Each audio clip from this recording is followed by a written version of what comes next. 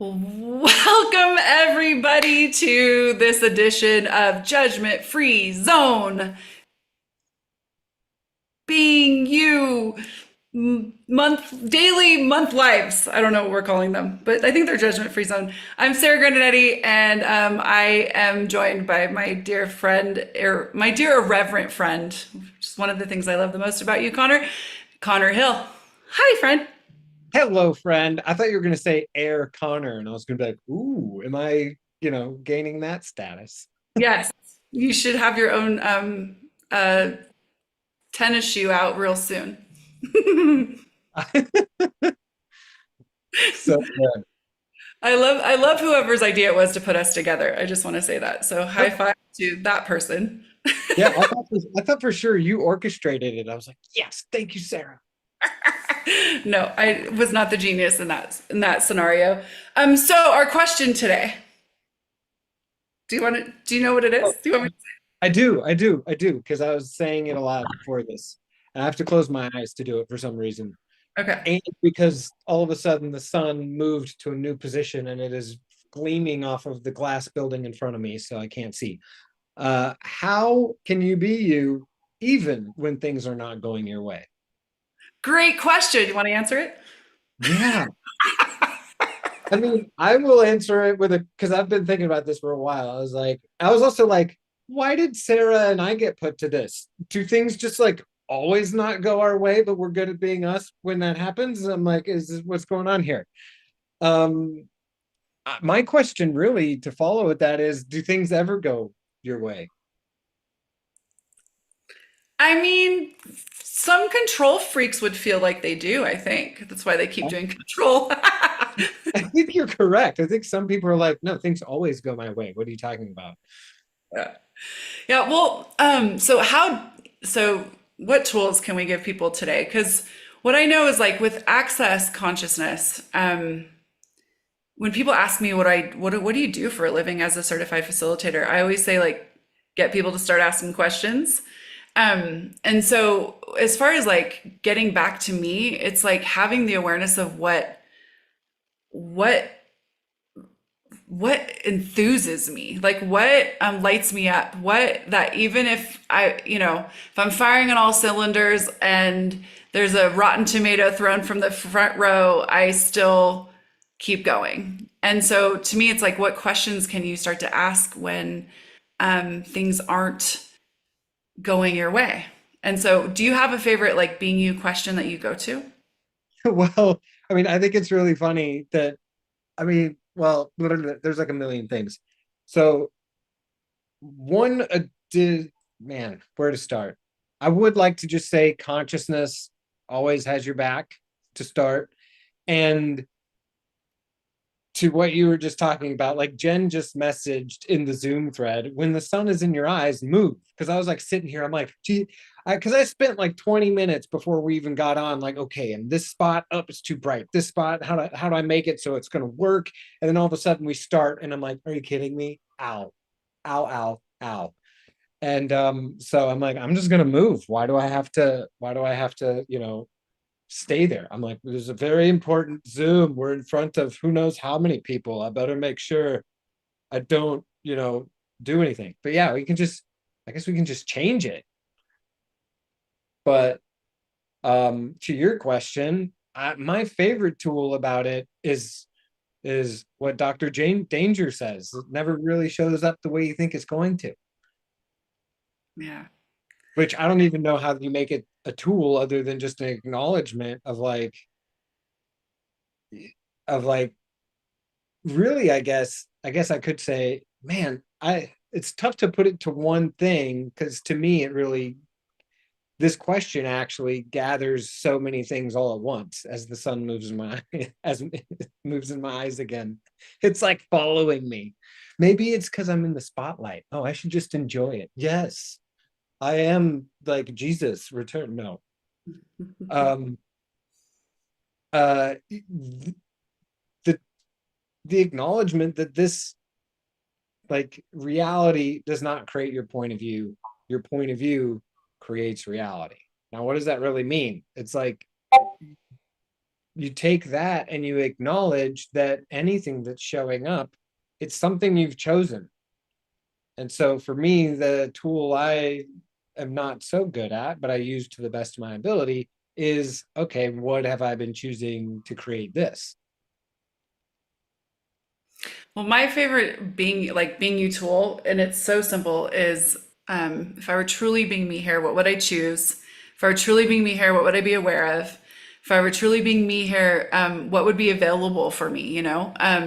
Because it's so easy to in life like dip out of what brings us joy be in favor of like stress or in favor of like being like everybody else or like commiseration.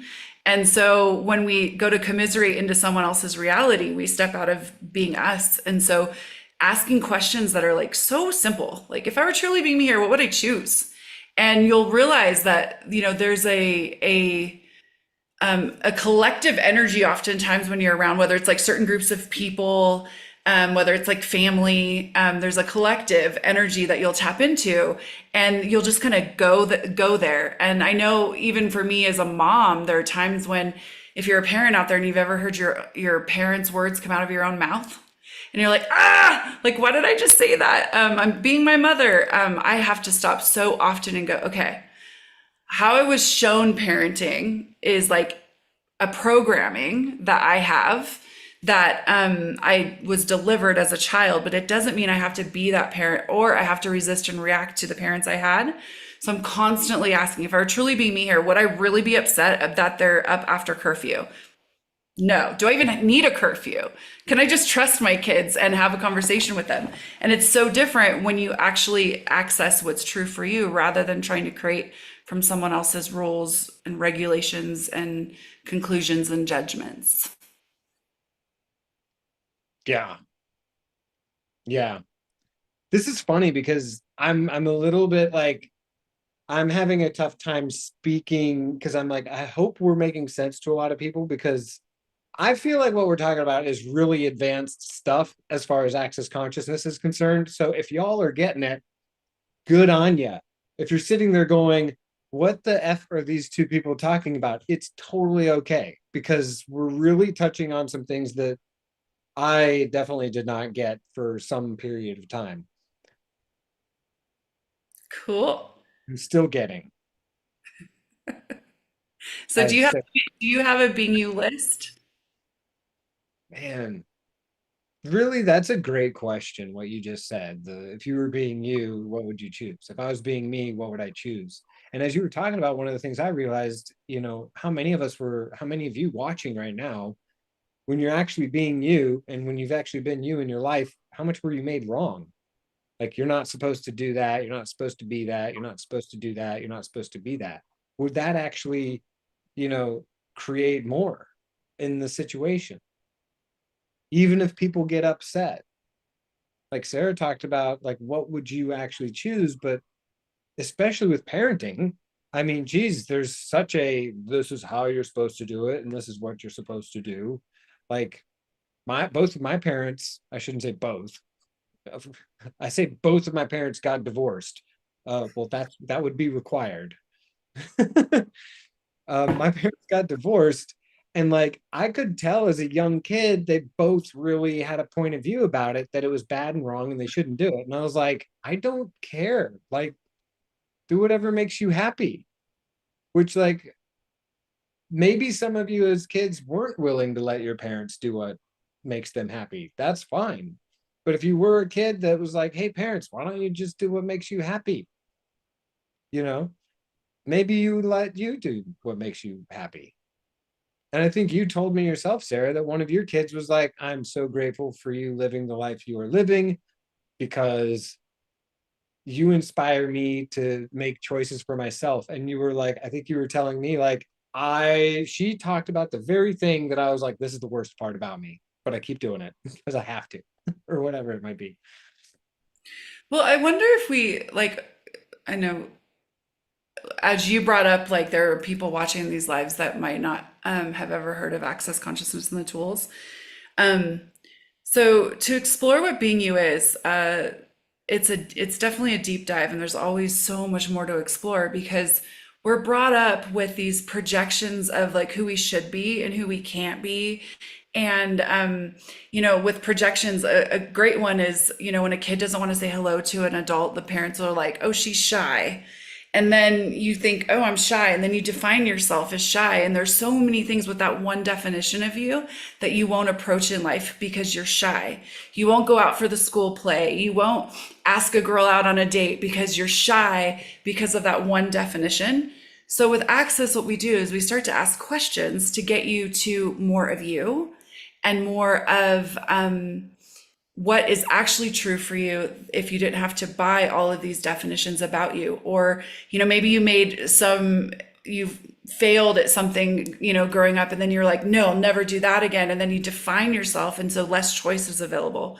So, what a great indicator of when you're being you is when other people's points of view actually don't matter to you. When you are flying high, like I always say, firing on all cylinders, like whatever those moments are for you, even if they were just like a little blip on the radar of your life, that is more you than when you're in judgment of you or when you're in judgment of anything or anyone. And so looking to those places, and I mentioned like asking if you had a being you list. So Dane talks about having a list of things that take you to more space of you. So whether that's like, I love cats. If I'm having a bad day, I will go pet my kittens and I will play with my cats. And or I love music and I love to dance and move. So I'll turn on a song that I totally love and jump into the energies of being me without definition. And so I would love to invite everybody who's going to hear this now or in the future to make your own being you list. What do you just love so much that judgment can't get to you when you're doing it or when you're choosing it? Um, and have that for whenever you're in a funk, like have that list like on your phone. What can I choose right now? Maybe it's your favorite ice cream. Go get your favorite ice cream, whatever it is. Call a friend that doesn't judge you. But being able to have access to that so that you get more in the habit of having you in your life. Yeah, yeah, yeah. And I love what you said about the little, little person. Like I was a little girl or a little boy. I don't remember which one you said, but if people look at you and they go, "Oh, well, they don't talk to an adult, so they're shy." I do want to add, like, a lot of people see my son and they go, "Wow, he's just so willing to like talk to any adult and be that he doesn't actually speak words yet, but he's like, ga, ga, ga, and he's like, he's willing to engage with everybody." And I attribute a lot of that to I attribute all of it to the tools of access consciousness, because the one thing me and his mom have been doing is we ask him questions, just like you said, Sarah. We don't It's like if someone comes to me and they go, "Can I hold him?" I'm like, "Why are you asking me? Ask him." Because and I noticed when I first was holding him, I people would be like, "I want to hold him," and I'm like, "Okay, I'll do what you want." But then I was like, it doesn't really work for him. What does he want? And he'll go to people that he wants to go to. And so, how many of you out there in the world didn't learn how to trust you because your parents didn't trust them and they didn't trust you? They didn't empower you to go, "Hey, do you want to go to this person or not?" Like, I find it funny that in the United States, since that's where we're both from, it's very common for parents to tell their kids, "Don't talk to strangers." But what if you knew who you could and couldn't talk to? What if you're like, because my 1-year-old son knows very well who he who can carry him and will watch after him and who will take care of him and who won't. And he will, if someone asks, and the people that do, they'll walk up and they'll go straight to him and they'll go, "Hey, can I hold you?" And he'll go, "Yep." And he'll dive into their arms. Some people go, "Give me your child," and he just starts crying. And I'm like, "You're not taking him." "Well, I'm his swim master. You came here and you're paying me to teach him how to swim. Give me the baby." I'm like, "No, he doesn't want to go to you. Why would I give him to you?" So I love that we're just like you talked about. We actually ask him the questions like, "What do you know?" And following through with that. But that doesn't mean, I'm going to totally divorce my knowing. Even if he wants to go somebody else, I'm still going to be like, "Yeah, no, I'm making the call here. I I love don't feel like it. I'm not trying to say I don't trust you. I'm just saying this is what I'm going with." Yeah. And to wrap that all up with a bow, it's like if we had parents, I'm, big fan of getting the tools in parents' hands because if parents were in more question and allowing their kids to be them, then would there ever be a point when they would have to get back to them when things weren't going their way? Because if they got to be them always, they would know exactly what creates for them and they would trust that in whatever they're choosing in their life. And if things aren't going their way, they'll still have them regardless of what the world around them is doing. So I want to take a moment though, before we have to jump off here, is to remind everybody that Being You Day is on June 22nd. That's 2 days.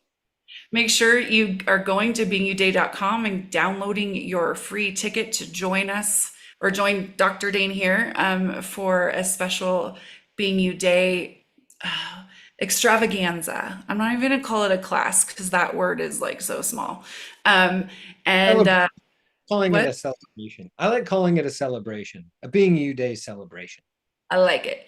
And what if Being You Day wasn't just about one day? What if it was an invitation to live your life being you and being in the creation of your life through what lights you up, what brings you joy? One of my favorite questions with the in the Being You world of access consciousness is what if you could wake up every day with a wild enthusiasm for being alive?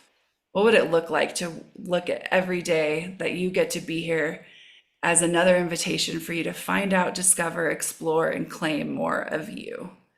So that is the question that I would like to end with. Do you have anything that you want to say to our peeps? Well, I'm going to go back to the very first question you asked me, and what's my favorite tool? And I would like to leave you all with two questions because we talked a lot about asking questions. And when you're just, especially for me, when I'm just not like I'm a little bit insane and I'm having a very difficult time actually asking a question, it's like all I can see are no questions and this is the way it is and I'm upset or whatever it might be. What else is possible? And how does it get any better than this? Those, one of those or both of those, that is my go-to. If things are not showing up the way that I would like them to, those are two that I really revert to, um, just as my most basic. I know these are questions, and what else is possible, and how does it get any better than this? I love it. Thank you so much, Connor, for joining me on the Judgment Free Zone Live. Thank you, everybody who's put this together, and I hope to see everybody watching on Being You Day in 2 days. Thank you, Sarah. Thank you, everybody. Bye. Bye bye.